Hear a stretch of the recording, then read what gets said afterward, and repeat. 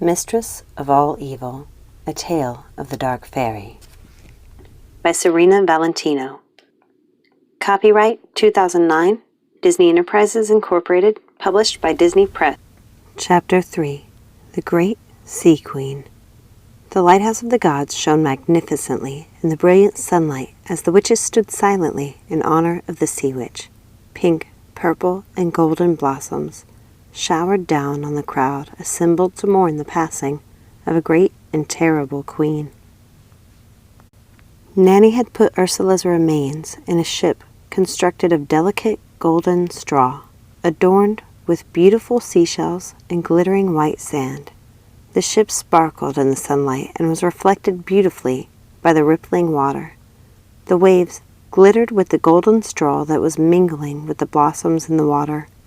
Circe nudged the ship gently, sending Ursula farther into the waves. "Goodbye, Great One," she said softly. Ursula looked peaceful, and Circe was thankful to Nanny for bringing Ursula's remains together so they could honor her. It was a proper tribute that befitted the Queen of the Sea. Circe knew if Triton had given Ursula her rightful place by his side as ruler, she would still be alive, and that was what hurt Circe's heart most. Circe held Nanny's hand tightly as they said goodbye.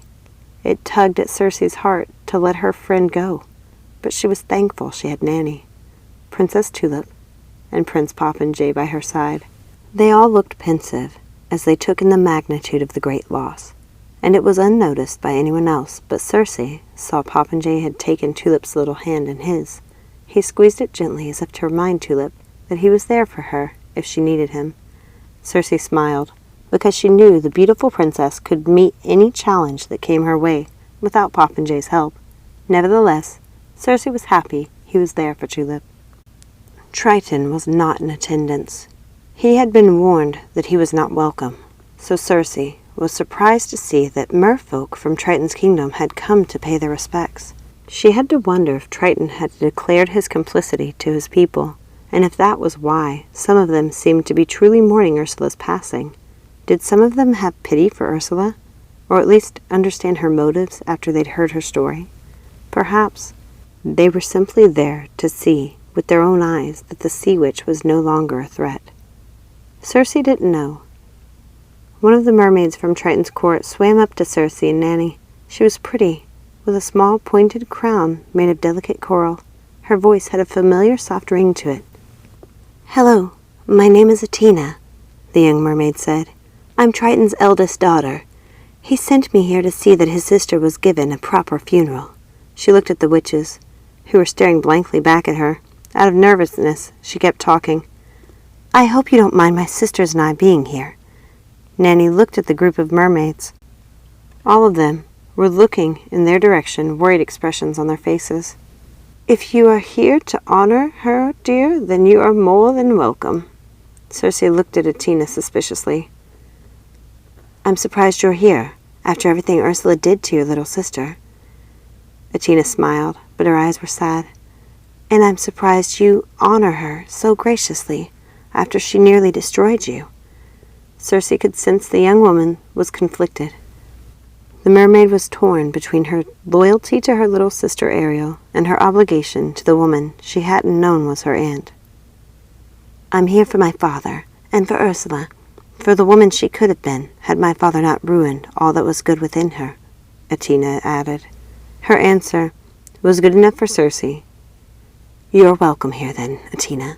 Tell your father we give Ursula a funeral fit for a queen. That's who she was, and who she shall always be, Queen of the Sea."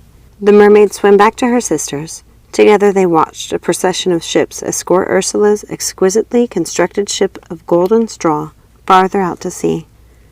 Fireworks shot from the ships, casting golden lights into the sky.